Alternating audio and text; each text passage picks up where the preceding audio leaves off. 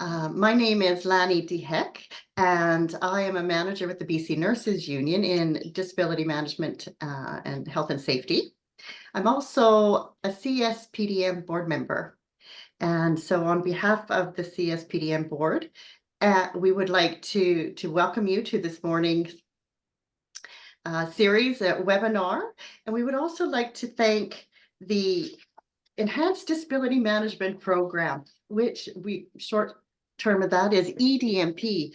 The EDMP is a disability management program that's been implemented across the province of BC within the healthcare sector and all of the unions. It was developed out of a NIDMAR audit many years ago and a government grant, and they are kindly supporting this program. And I think there might be a number of CDMPs or disability management practitioners within the healthcare sector in BC who are joining us today. But I wish to just acknowledge their contribution to help us bring Lisa and this important topic to you this morning.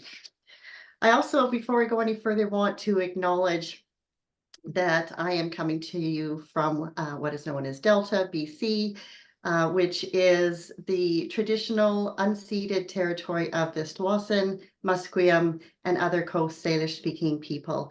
And every day I look out, I have a massive green cedar beside my window, and I'm grateful for the stewardship from past and present that they provide.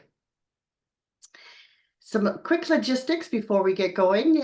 This is a recorded event that will be on the CSPDM website after this, as well as contact information for Lisa for those who may want to reach out and have further discussion with her. You'll be receiving a confirmation email from Zoom tomorrow with confirming your attendance, and it's just good for one continuing education credit, so 1 hour of that. Slight overview of the agenda. We're going to be looking at most of the time spending with Lisa and learning from her experience.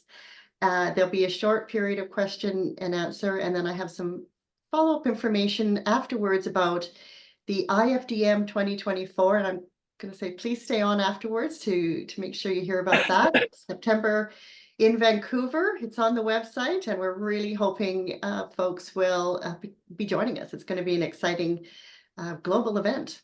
It's the 11th biennial, I guess is what that is. So in terms of today's topic, neurodiversity, I heard Lisa speak a couple of months ago now at a webinar, and I was sitting there going through it and thinking, oh my gosh, this is exactly what I deal with at work as a disability management professional, and struggling with medicalizing this issue and these concerns versus humanizing, perhaps is the way I was phrasing it for my own self. And so following up on a conversation with Lisa, I just thought this message was important, and discussed it with the board, and hence why we're bringing it forward here, because I think from my own experience, like I said, we tend to medicalize it when we maybe don't need to. And there's other ways that we can accommodate and support our workers and staff in the workplace to stay at work or return to work sooner. So Lisa, brief introduction about Lisa. Lisa Lewis is the founder of MindMosaic Inclusive Human Resources, HR. And she's here with us today. She's a human resource and management professional, and she's going to share her personal journey in the realm of neurodivergence and learning to embrace neurodiversity in the workplace. Her experience will inform us how we do our work, including the use of language, improving communication, reducing stigma, and finding opportunities to promote neurodiverse inclusive workplaces to improve, like I said, stay at work and return to work for these individuals. We will have time for a few questions afterwards. In this format, you have a question chat line on the bottom of your Zoom screen. Please write your comments or questions into the chat, and I'll be monitoring those as we go, and we'll look to address those at the end of the presentation. And so without further ado, I am excited to introduce and bring you Lisa Lewis. Lisa. Hello. I'm just trying to get to my screen. Here we go.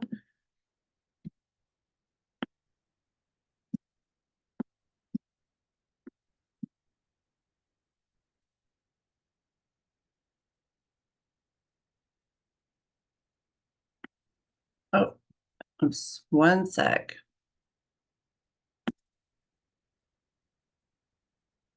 Oh, it's doing weird things once. I'm sorry.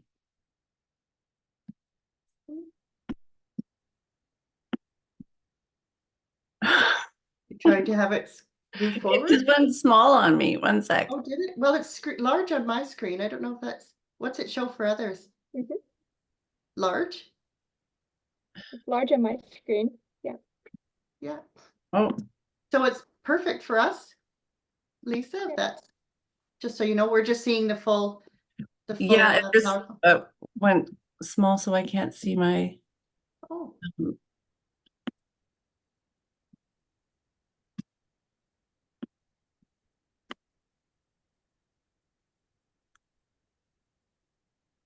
There we go. yeah. Playing tricks. Okay, here we go. Thank you for that. All right. So thank you for having me today, and welcome everybody. I'd like to start by acknowledging with gratitude all of the First Nations on whose traditional and unceded lands I live, work, and play, particularly the Quatsins people whose historical relationships with the land continue to this day. I pay respect to their elders, past, present, and emerging, and recognize the significant role First Nations peoples play within this community. Today, I have a story that I want to share with you.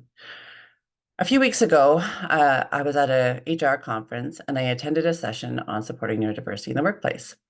The organization presenting was one that I had worked with many times in the past and I admired, but the information they presented really surprised me. It focused mainly on autism and it was very us and them, focusing on stereotypical traits like they don't like loud noises, so keep everything really calm and quiet and don't give them direct eye contact. They really don't like that. The presentation felt like they were describing a different species. I was surprised because from what I've been reading, we had turned a corner on understanding that neurodivergence is a natural variation.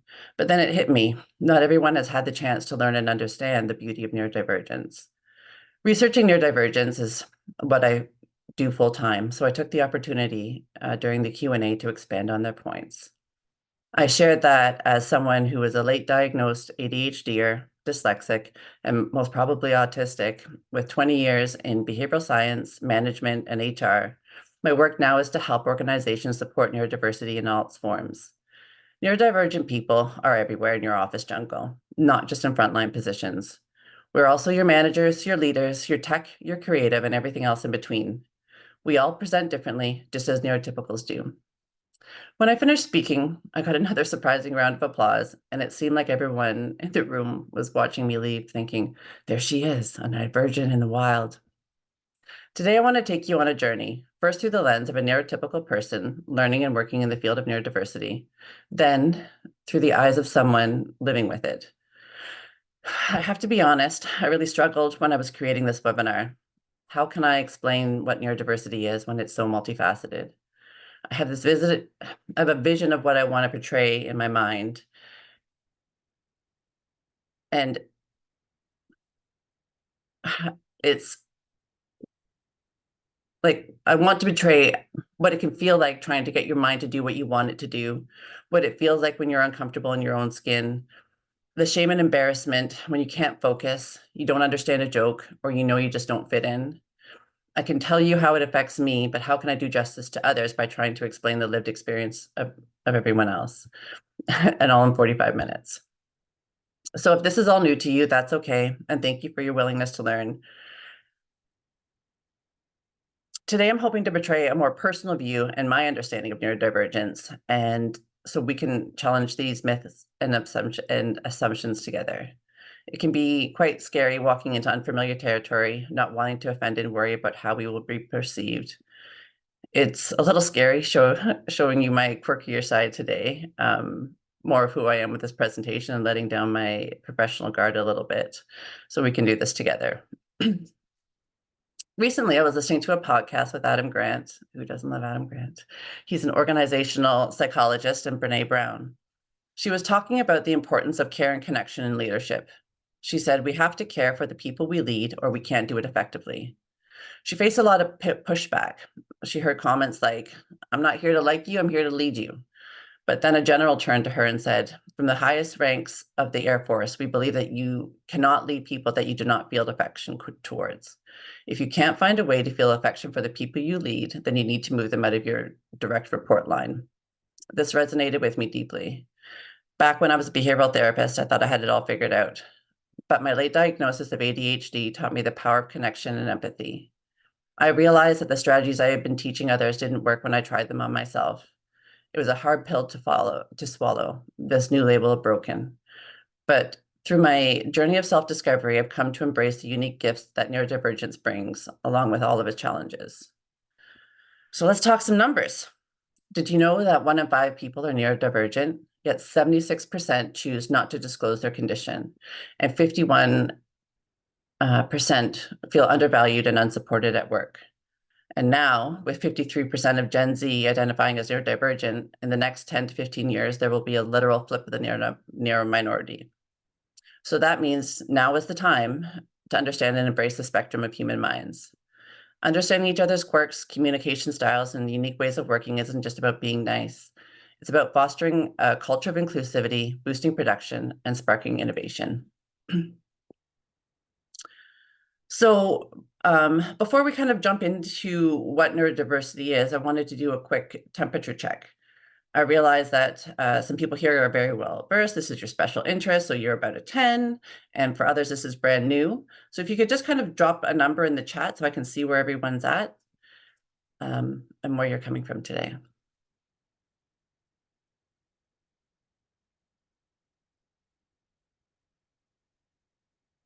Oh, we have the full gamut.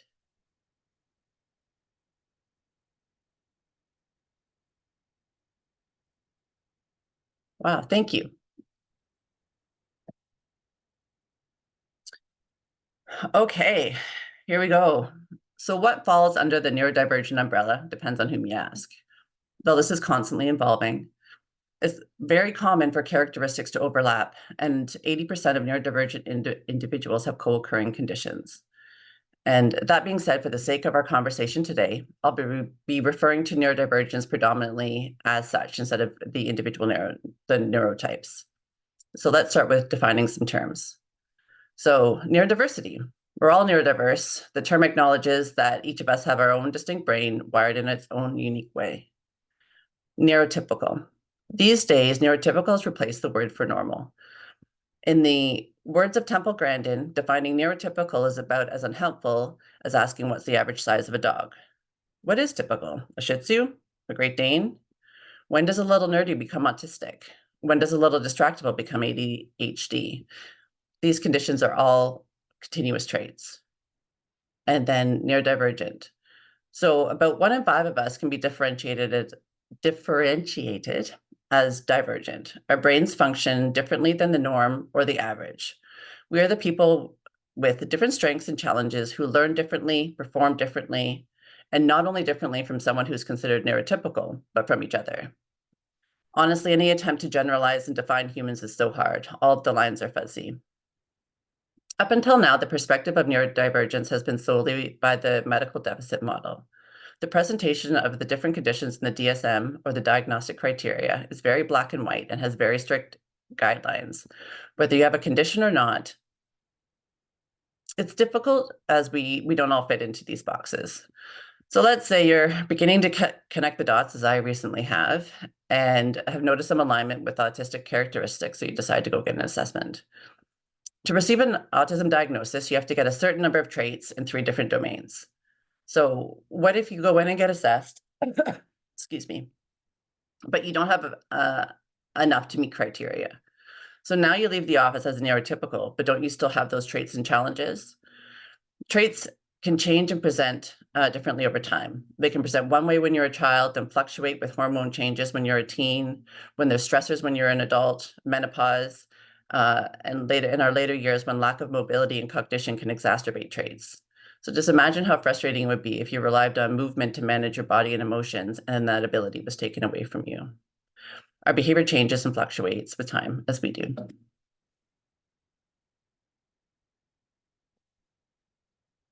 So here we have the Spiky Profile, and this is the best way that I've heard to describe neurodiversity. And the Spiky Profile depicts individual skill sets. So everybody has a Spiky Profile, as we all have strengths and challenges in different areas. The neurodivergent abilities and creativity associated with some of our profiles are very powerful. So this profile is sectioned by ring of skill sets. So the center ring represents the more challenging skills. The middle ring represents the average or the norm, and the outer ring represents exceptional abilities. So many of you have heard the term like high or low on the spectrum, but it really isn't the case. So individuals who are neurodivergent tend to have a skill set that is spikier. So we have more peaks and valleys instead of a consistent middle ground. Whoop. A little late coming. All right. And so neurodiversity in the workplace offers a range of benefits, mainly when included in diversified teams that include both verbal and visual thinkers. All of us people don't think the same. Visual thinkers think more in pictures, and verbal thinkers process more in words, each utilizing either more of the left or the right hemisphere of the brain. Most of us use a combination of both, linear and verbal or linear, and then visual thinking, but tend to lean a little bit more to one side or the other. I remember watching a TED Talk with Temple Grandin, and when I realized this, and she was explaining this, and it was blown away. I had no idea that everyone didn't see what I saw in my own mind. So I had to test out this theory on my husband, who is the poster boy for neurotypical. So verbal thinkers, like my husband, tend to think more linearly, and they think at the same speed as they talk. So they talk to themselves in their mind to figure out a problem, or out loud in the case of my husband, who is constantly giving me a play-by-play of everything he's doing. And so that kind of helped me understand why he did that. As a visual thinker, I process information more like scenes from a movie. I see it in my mind. For example, I constantly move around things in my house. I can never, let things be the way they are. So I don't have to measure or move things to see if they'll fit. I just have to close my eyes, and I can picture all the furniture that I have, and I can move it in my mind so that I know what's going to go where, and then I can move it. When I think about a year, so the year to me is like an oval. And so like here's September, here's December, June, July. I don't even know why. Like, why would it be in an oval? But that's how my mind works. So this nonverbal thought process or visual thinking happens so much faster than verbal thinking. It's often subliminal, which explains why dyslexics are often unaware of their errors or how we solve a problem. As visual thinkers, since we process faster since we think faster, we process faster than we speak. So especially at times of high anxiety, such as now, or when we're very excited about a topic, as well as now, our words can come out too fast. We can trip over our words, or we can have a very difficult time trying to put into words what we see in our minds. The sentences can sound jumbled, or we can veer, like I talk like this, we can veer off topic. So now imagine being in an interview or a meeting with your boss. You can sound very scattered or unintelligent, and this is definitely not the impression that you want to make. So verbal and visual processing are two of many different thinking styles. So now think about being able to harness all these great ways of thinking into a team. You have people who are detail-oriented, great at linear thinkers, linear thinking, and then others who think outside the box. Like the outcomes can be fantastic. But we have to be able to check our bias at the door and be curious about perceptions. When you learn about someone's neurotype, you are learning about their neurotype. You would learn nothing about their intellect, about their capabilities, their empathy, their compassion, their character, or their work ethic. Intelligence doesn't correlate with neurotype. There are, it may be co-occurring that you may have an intellectual disability, but is not part of the characteristics or traits of different neurotypes. And so here's where the neurodiversity paradigm comes into play. So the neurodiversity paradigm considers all forms of neurodivergence, ADHD, dyslexia, etc., to be a natural product of biological diversity and evolution. From this framework, things like autism and ADHD are understood not as disorders, but as diverse neurotypes. In the same way that there is no one right social class, race, gender, sexual orientation, there is no one right neurotype. We should celebrate neurological differences as valuable variations that enhance our human collective experience. For me, it really isn't a diagnosis, a label, or a word of description. It's a tool to help me understand who I am and how my mind works. It's a bit of a gift of understanding. It's science and genetics. It helps me know why I do what I do and why I feel the way that I feel. So we're going to meet frazzled Freda. She's my big case study. And so a bit of a disclaimer, these are a sample of traits from a few different neurotypes. And since everyone presents very differently, Freda could be similar to someone you know or not at all. So is that clear as mud? Freda's having a really hard time at the office. Either she doesn't seem to say much or she says way too much. Half the time she arrives late, she can seem irritated for no reason at all. Her desk is a complete mess. She's up and down, in and out of the office. She usually doesn't join us in the lunchroom, but when she does, she talks off topic or she overshares. She can seem abrasive or rude. It's really hard to include her when she doesn't seem to get our sarcasm and she doesn't really seem like she wants to get to know us. Oopsies. Okay, so how is our Freda feeling? Freda is doing her best to hold it all together. The lights, the scents, the sounds, and the constant interruptions can make it hard to concentrate. When she finally gets into the flow of a project, it gets pulled away, the sudden transactions can feel painful. Like if I'm focusing on something and I am quickly, asked to move to something else, I can get like physical pain, like down the back of my neck. It's just like, it's really hard to be pulled away and have sudden transitions. When she gets called into a last minute meeting without an agenda, it can make her feel anxious and very unprepared. Usually, to make herself feel better, she would fiddle with a pen or doodle to help her focus. But she knows that looks really unprofessional, so she will force herself to watch the presenter. But because she's doing this, she doesn't retain much of the information. She sees everyone getting along and making plans after work, but she doesn't know how to break in with the crowd. She's very aware of how different, that she is different, and wishes that she has a sense of belonging that everyone else seems to have. She would like to ask for help from her superiors, but fears if she discloses her diagnosis and what she's going through, she'll be even more alienated than she feels right now. So what's actually happening for our Freda? She feels different from everyone else. She feels like she doesn't belong. She feels sensory overload. There's so much information coming in at once. The conversation, the environment, trying to decipher the intent from your words. It can be super overwhelming and cause irritability. For myself, I may not stop moving or talking, but I physically can't read and digest information in a busy office environment. I can read the words, but they don't sink in. She's having issues with executive functioning. When you have trouble with executive function, it can make it really hard to focus, follow directions, or handle emotions.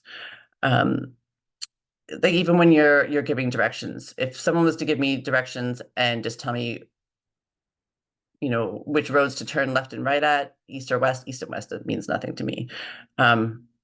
It's after the first road, I'm lost. I remember how to drive somewhere by visualizing it, like turn left at the 7-Eleven, turn right at the McDonald's. Like it has to be visual.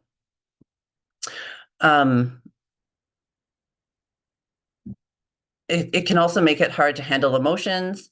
It can help if you have clear plans, assistance breaking down projects, or use tools such as mind mapping or graphic note taking that help with our nonlinear ways of thinking. One note about this, I've been talking about mind mapping and graphic note taking for about 2 years. And every single time I try to do a project, I was trying to do it on a GDoc and do it straight down.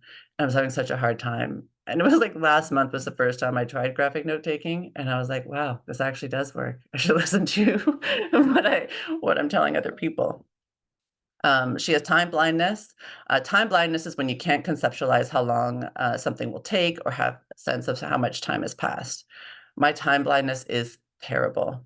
To me, everything takes 5 minutes, or I can work for hours without realizing that I haven't missed lunch. Rejection sensitivity dysphoria, and this is a huge one. It can happen when you can't regulate your emotions or your feelings of failure, rejection, or even possible rejection. It can cause overwhelming levels of emotional pain. This can lead to perfectionism or trying to avoid any kind of potential rejection. Emotional dysregulation. At times, our emotions don't fit the situation. When we're happy, we're wildly excited, and our lows can be crushing. Even when I know that I'm overreacting to a problem, I cannot get out of that funk. And when someone tries to help me out, my husband tries to make me laugh and it makes me bananas, it only makes me worse. Like I know just like, so a little bit of time on my own and I can like get my way out of that funk. Imposter syndrome. People who struggle with imposter syndrome believe that they aren't as competent or as intelligent as others may think, and that soon enough someone's going to come in and discover the truth about them and say, you're out. People who have imposter syndrome typically are very successful, and they would be the last person that you would think would have doubts about their abilities. Masking. This is when you camouflage or hide who you are or how you're feeling so you can fit in with others to be socially accepted. This includes feeling of anxiety, being overwhelmed, or pretending that you can handle the office environment, which can very quickly lead to burnout. Does it have to be this way? No way. No way. There's a ton of research on the benefits of a neurodiverse team. When you aim to hire a team with a mix of different thinking styles and abilities, it's more important to look at how the mix benefits the whole group, rather than focusing on whether each individual has a perfect balance of strengths and weaknesses. Some people might have exceptional skills in certain areas, but face more significant challenges, while others may be more balanced with their strengths and weaknesses spread out, more evenly. Oops.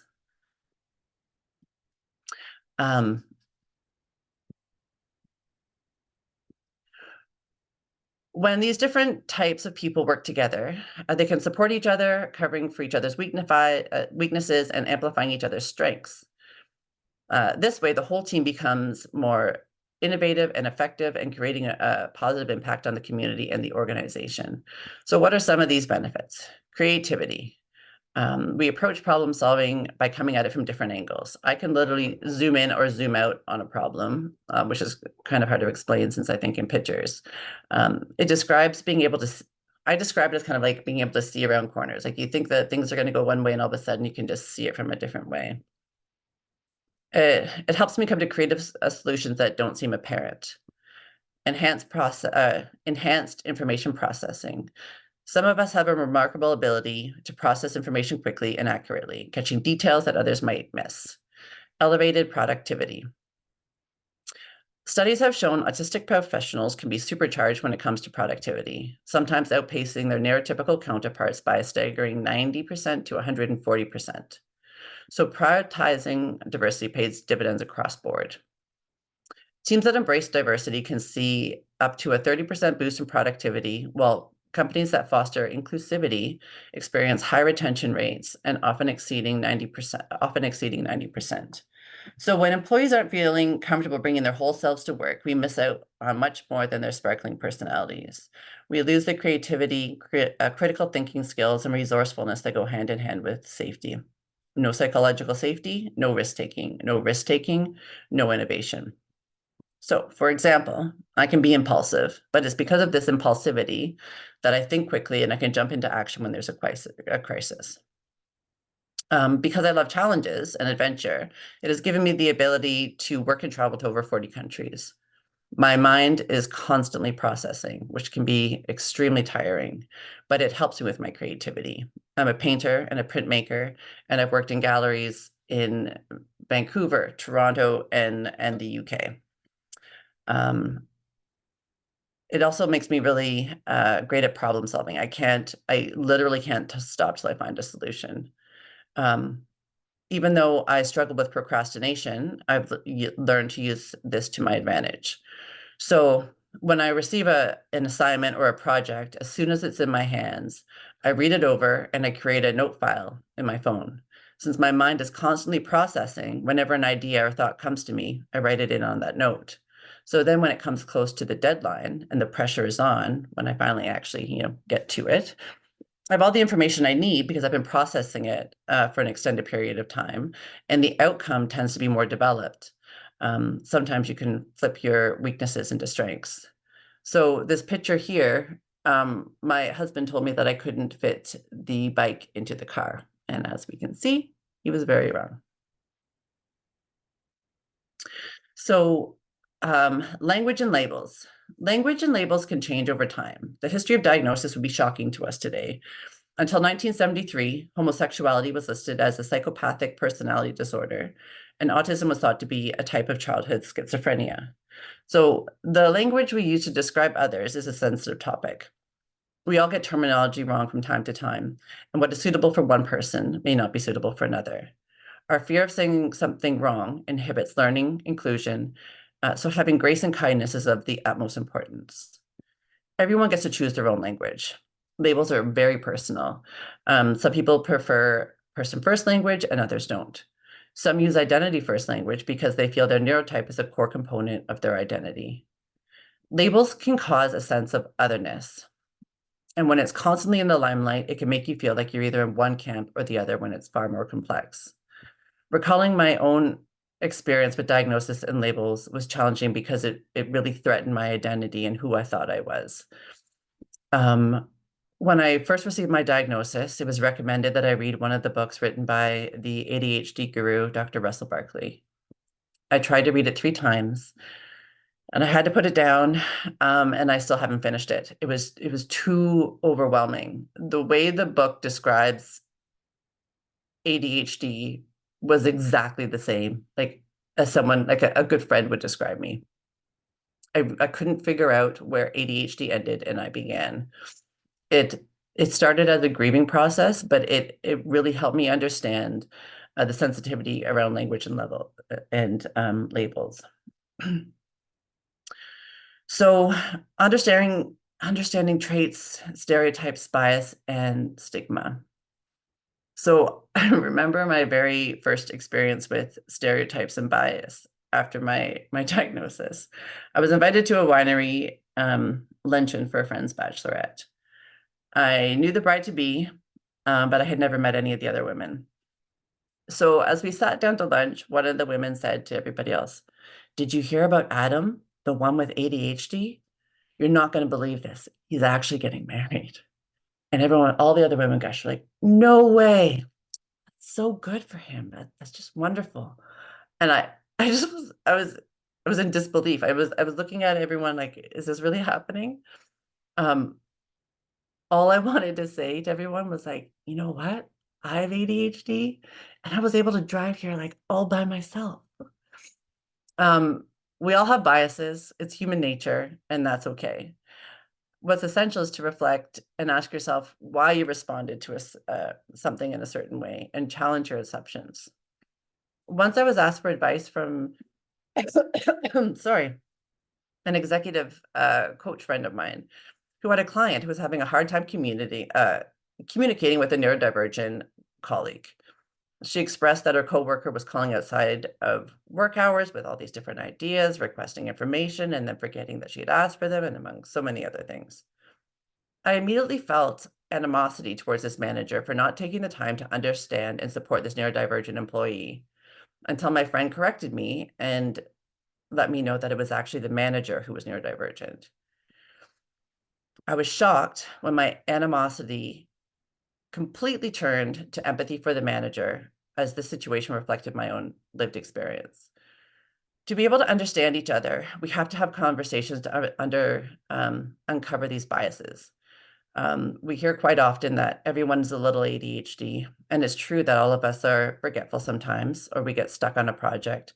But the difference is how much it impacts your life. I've spoken about the benefits of certain conditions, but living this way is not always easy. I have to write everything down because I know if I don't, it's gone. When you don't want to talk too much or overshare, but it actually feels like the words are going to burst out of your body. And then when you feel the shame, when you see the annoyance of all the faces of your peers around you. And also try not to take traits at face value. So let's say I told you that I'm sensitive to light and sound, but that doesn't mean that it affects me all the time. It's situational. I love going to rock concerts. But sometimes in quiet auditoriums, the low rumble of talking makes me want to jump out of my skin. I love being out in the sun, but sometimes, a lamp in the corner of the room makes me bananas. Too light, too dark. Sometimes it's hard to get it right. I've heard it called the Goldilocks effect, and I think that's a perfect term. It's 100% me, especially when I'm getting dressed in the morning. I don't even know how many times. Too tight, too loose, too itchy, too hot. It really takes some time to get it right. So with all this in mind, think about having grace for one another. People feel safe to ask the questions, and it's okay to get things wrong. We need to keep things light and to laugh with each other. So why does it need to be heavy?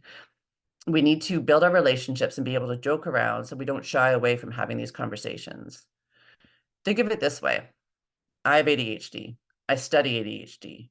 Both of my girls have ADHD. And my eldest daughter, pictured here, presents exactly like me. Do I still get frustrated when I ask her to do her homework and wash the dishes and she gets stuck, or I'm confused by some of her behaviors? Heck yes.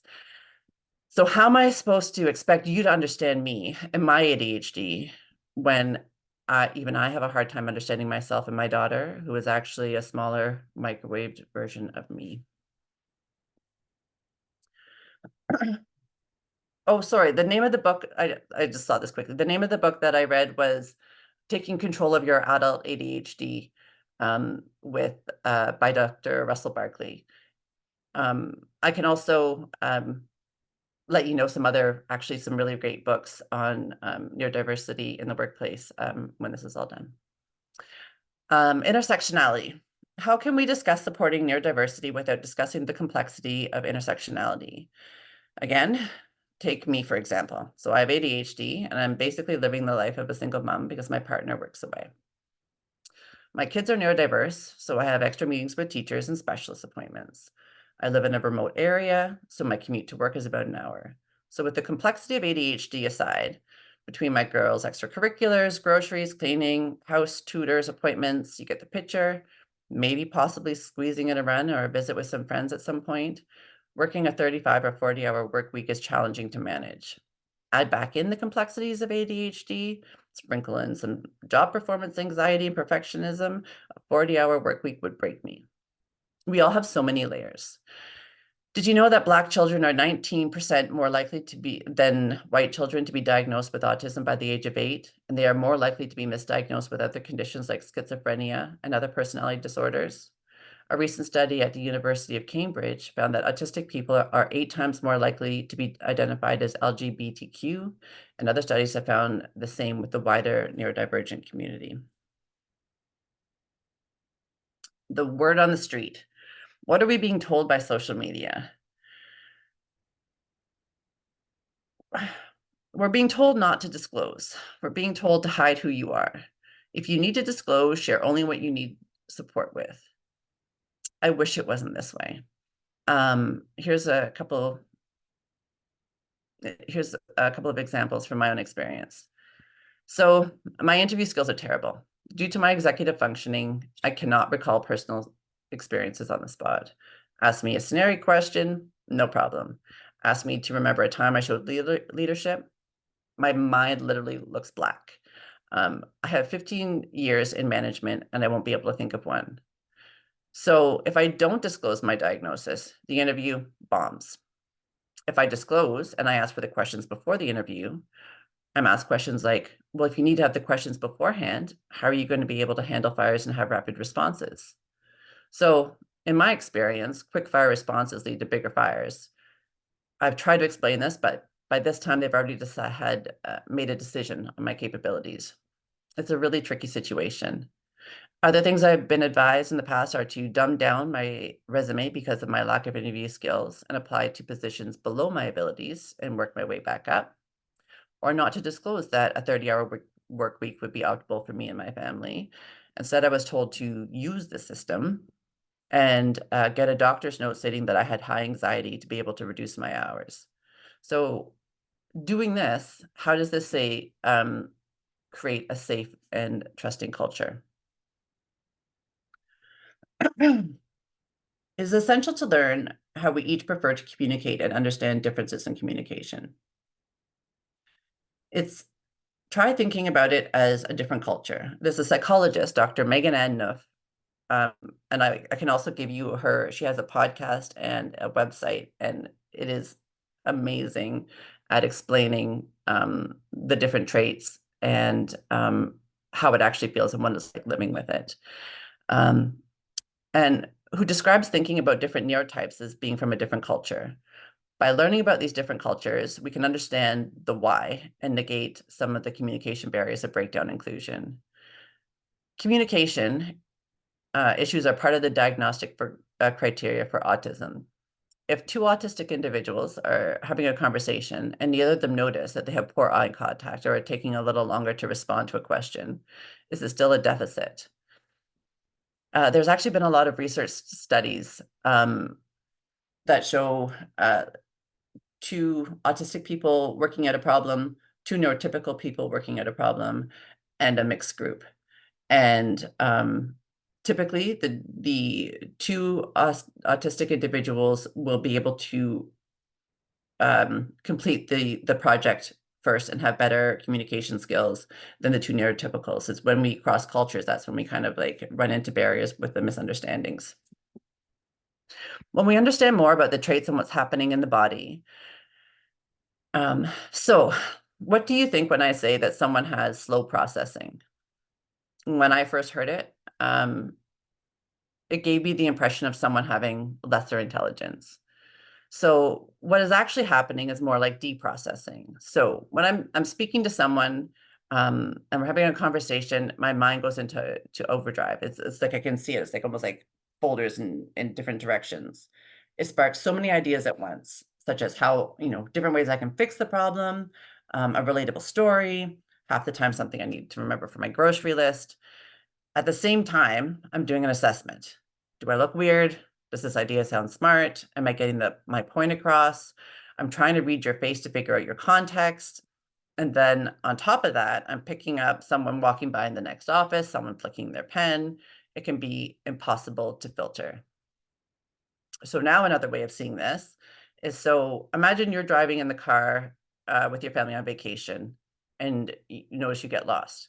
The music is playing loud, the kids are singing in the back seat, your partner's talking about what they want to eat for lunch. So what is the first thing that you do? The first thing I would do is I would say, hey, everybody, we're lost. Can we all quiet down for a second and turn down the music? so that you can think. The problem is we can't turn down the music. Now that I've explained this, the next time we speak, and if I take a little longer to respond or I veer off topic and tell a story like this instead of like this, will you be more accepting? Well, because you understand what's actually happening, it makes it easier to connect and have that communication. There are so many opportunities for miscommunication and how it can impact this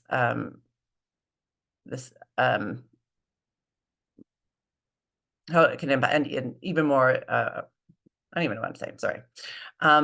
Sometimes we are entirely aware of how we're being perceived, and other times we can be completely oblivious. Oh, the cold legs is just it's different people not understanding the different behaviors. And the podcast is called Neurodivergent Conversations, and the website is Neurodivergent Insights.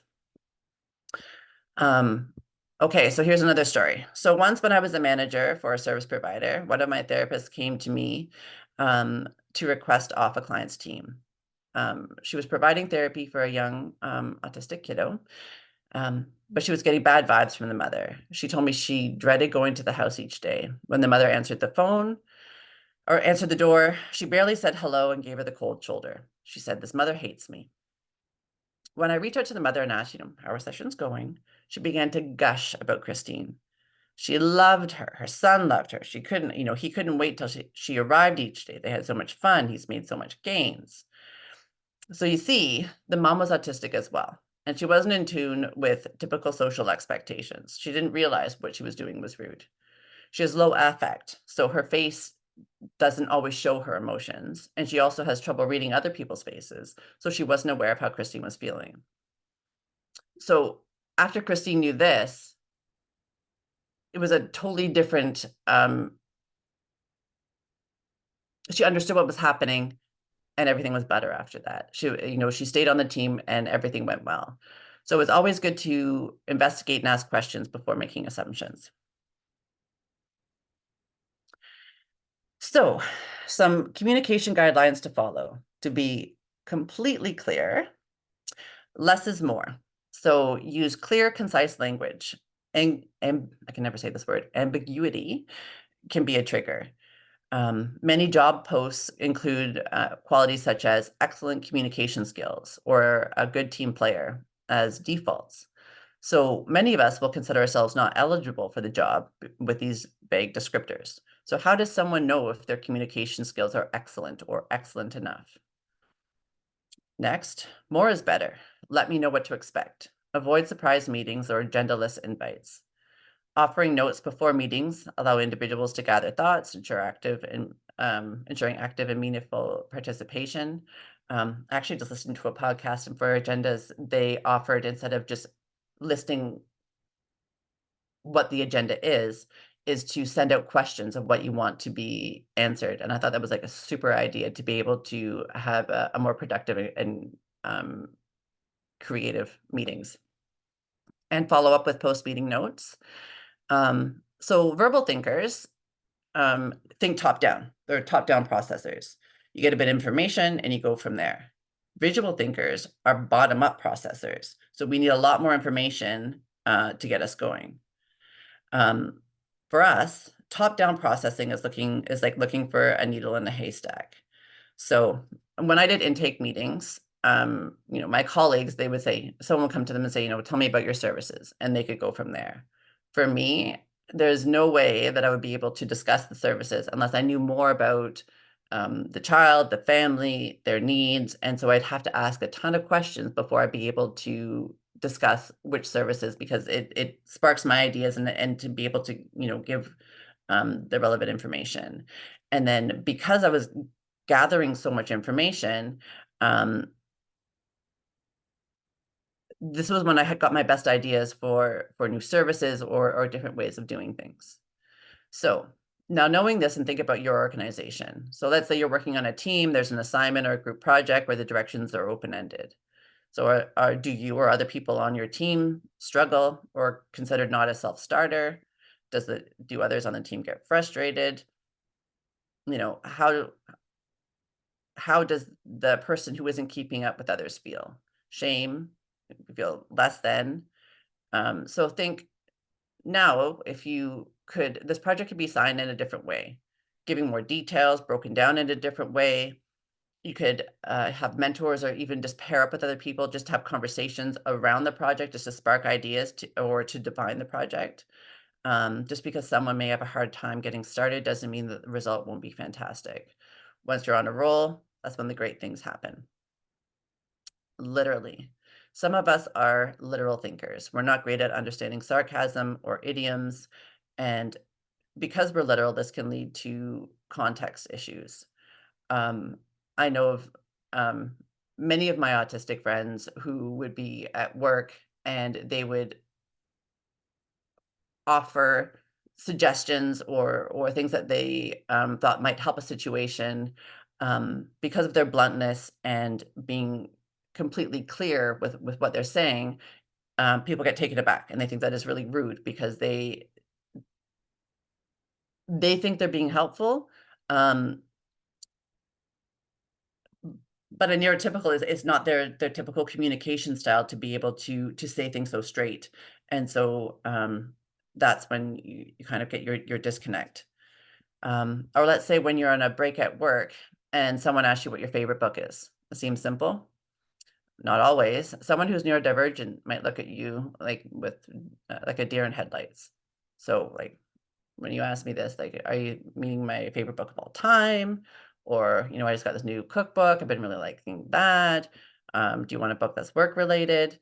So yeah, we can be fairly literal, and sometimes it's hard to understand the question within the context.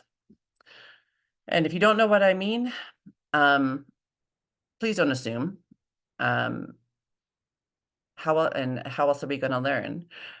Something I have created is a communication survey. So it includes on like how we prefer to communicate, work, and learn. So for me, mine says, feel free to send me an email instead of a text if you want me to do something. Once I open a text, it's forgotten, it's gone. I use my email like my to-do list. Don't worry about offending me. I really appreciate reminders. I used to have staff who was always felt bad about sending me a reminder if I forgot something, but if you don't remind me, it may never happen. I'm a late listener. So if you come into my office and I'm focused on something or I'm in focus mode, like 90% of the time, I don't even hear you come in. So without realizing this, I can appear rude, like I don't value what you're saying. You can leave the office and go talk to everyone else and be like, Lisa, she's the worst. She just doesn't care. So now if I'm able to say to you, hey, listen, I'm a late listener. I didn't hear you come in. Next time, if you say my name and wait for me to attend to you or to look up, I really don't want to miss anything and I really value what you say. So knowing this creates that ease and breaks down those barriers. The miscommunication can be averted.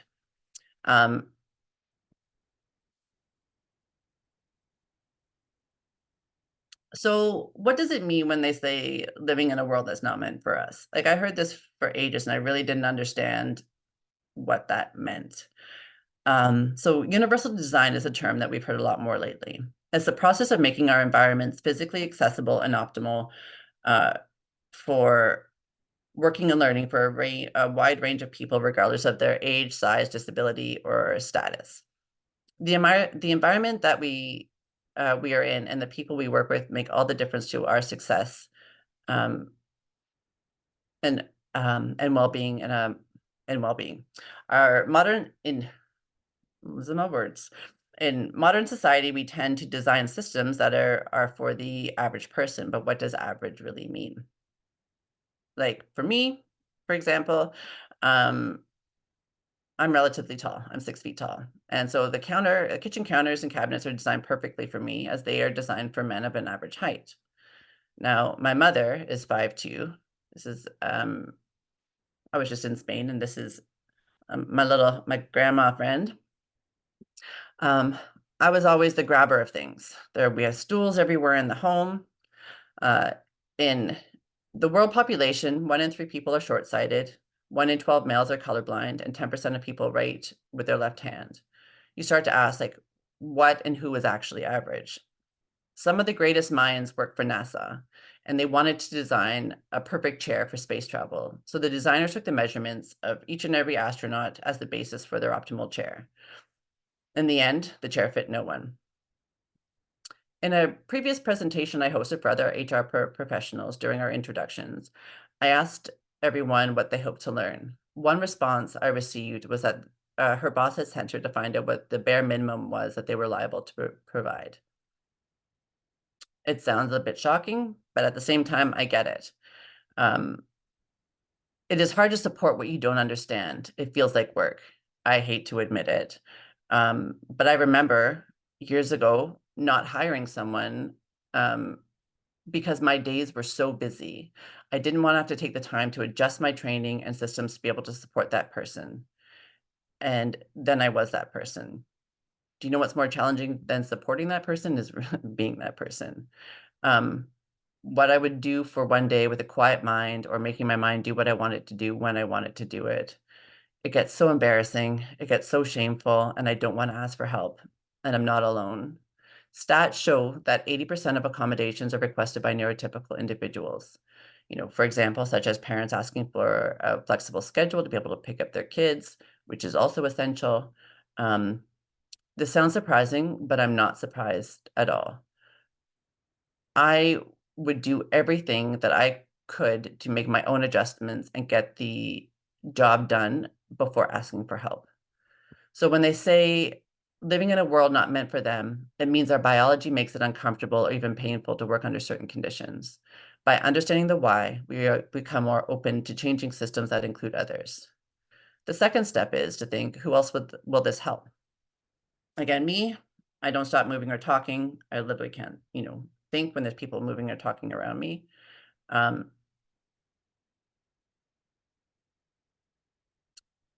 can read words, but they don't sink in, so that's the downside. So on the upside, I have hyperfocus. So once I'm in a quiet workspace, I can work for hours.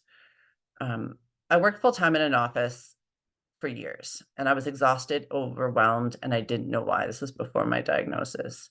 My anxiety was through the roof. Everyone else didn't seem to have an issue working full-time in the office. Why was I struggling so much? Then my organization decided to move to a flexible schedule for everyone. I was able to work when and where I worked best. I'm a morning person. I love getting starting early and ending earlier. I prefer hybrid, so working some days in the office when I can get my meetings in and my peopling in, and then days at home when I can do my reports with no distractions. My production went up, my quality of the work went up, my self-esteem skyrocketed. A few years later, I was a director of that organization. Now, let's say you decide to offer hybrid to all of your team, if they so choose. This would help out so many of your staff, parents, will not wanting to sit in traffic, spending all their income on gas, the list goes on. But I can hear your wheels turning. Lisa, what if they abuse it? What if they don't work while they're at home? Now, I ask you this. Let's say you're working in the office. You hand in a project that you've been working so hard on, and your boss doesn't give you any feedback or kind of brushes it off. What would you do? I know what I did. I took a coffee break.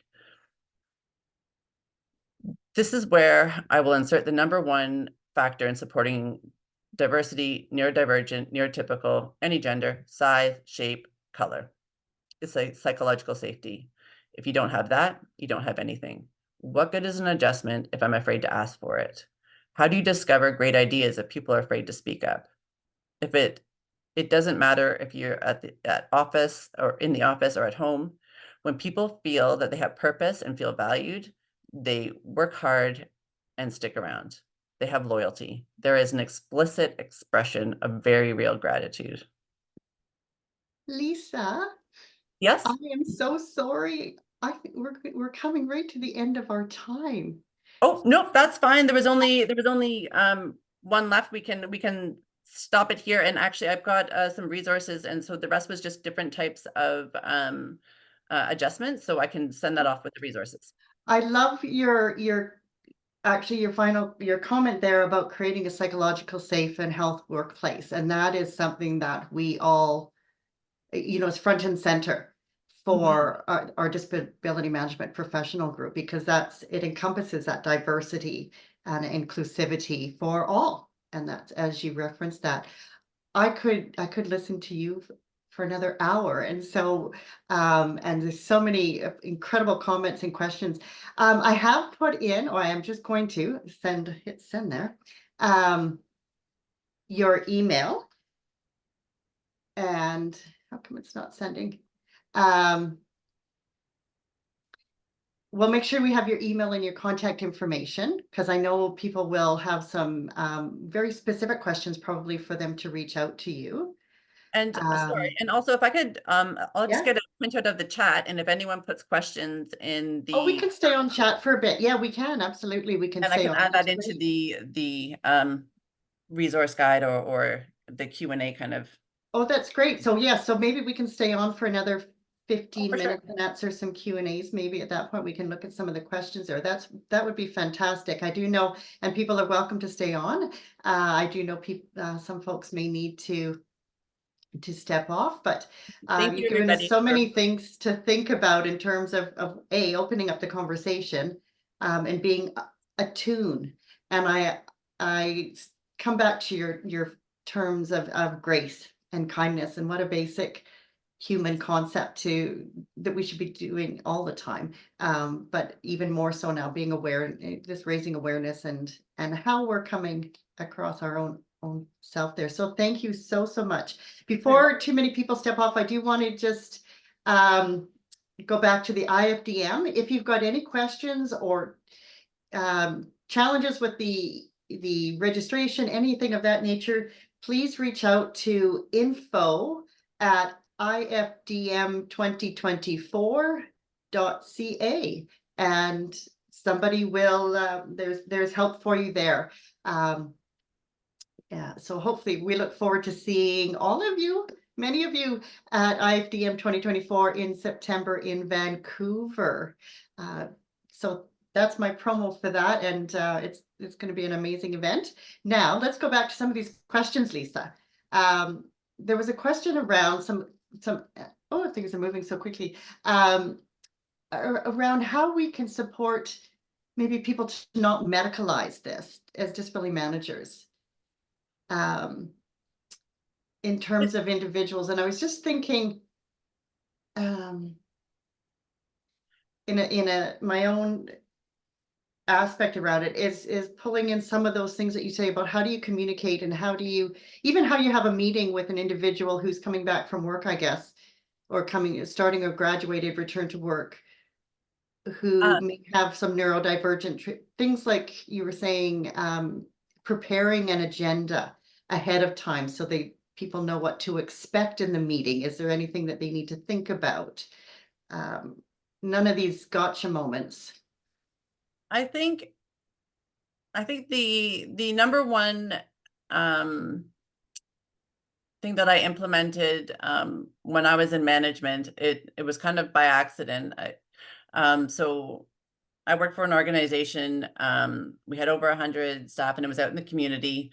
And so I was always having all these clinicians messaging me and saying, someone doesn't have their materials, they don't have their skills. There was all these different things. So I began doing these check-in calls, 15-minute, quick 15-minute conversations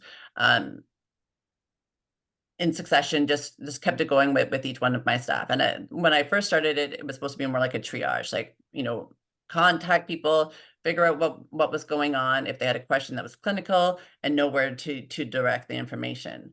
When I started having these conversations with people, I started asking them more about, their hopes, their dreams, their goals within the organization, and I started using it as well as a way to collect data of different ways to improve my systems, improve my training. I think it was very lucky for me where I started off frontline and worked my way up to director, that I knew all the different areas. But nobody knows better than the frontline and the people working it. but because there was that openness, and I was always very open with my ADHD because I worked in it was wild. I think we had like 20 clinicians at our organization, and about 15 of them were neurodivergent. So it was very open and commonplace to be able to have all these adjustments. So when I'm speaking to them, I would say, these are the different adjustments that, we had. Is there any that you can add to the list? And there was a very open conversation about it. And if you're able to, as much as you can, do things have adjustments systematically. It's funny where I kind of worked in this unicorn land where this is just the way we did things. It was commonplace, and people always say to me, like, "You don't have any shame about what you're saying." I didn't know to, like, when in my workplace we had quiet work areas, we had people talking out loud so that they could process differently. So it was very commonplace. It was kind of shocking for me when I went out into reality and talking to different organizations where it just wasn't the case. Um, let's say even when you're onboarding, to be able to, you know, offer interviews that, ask them how they prefer to do their interview, or I'll say, these are a list of adjustments. Can you add anything to, so that they know as soon as they come on, um, that you're the type of organization that cares about people. Um, having a lot of transparency, especially when you're making changes, let people know what you're thinking and ask for their input and their value towards what's going on, and to be able to keep tweaking it. And when you keep talking to your people and asking them, how it best works for them. Um, okay, sorry. I know I talked a little bit like this. Last thing, when I created when people come to me and say, our staff aren't picking up their skills, I was always trained that if my people weren't picking up their skills, that was my fault. That wasn't on them. That was on me. I didn't figure out how they learned. So what I would do is I would go back to them and I would say, okay, this is the training material. What worked for you? What didn't? What can I add? What can I change? And so I was able to modify and work it together with them. And there was that comfort level and security, but also I was gaining more information on how to tweak it for other people. So it was like a constant evolving thing. And because people felt valued and felt heard, and they had that safety to be able to offer suggestions, people were coming out of the woodwork all over the place when an idea popped up. And so I guess the biggest thing is being able to show your own weaknesses, so that and keep in mind that, showing your weaknesses makes you more in the eyes of someone than less. I think that was kind of anyway.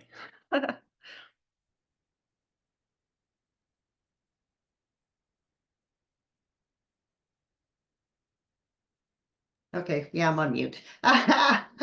No, that was extremely helping. I'm just looking through so many comments in there about appreciating your presentation and the humor and the photos. I'm just looking through some in terms of, I guess that, when it comes down to it, it's that disability management professionals have an avenue in typically working with human resources very closely, which is why we go, and looking at policies and procedures and being able to give some insight, not just around physical disabilities, but also around emotional, psychosocial, and then other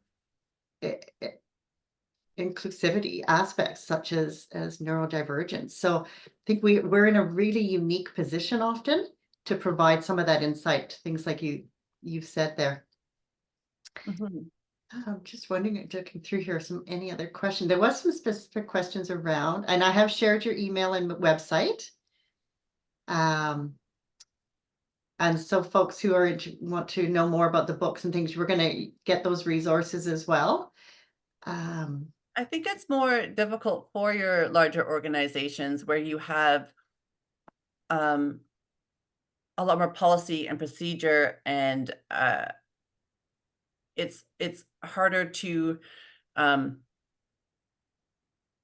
be able to have more flexibility because they're established policies and procedures. So, and it's I I've done 2 startups. I know how hard it is to write policy and procedure, you know, and I think COVID was probably the best example of trying to write policy that doesn't quite fit for everybody.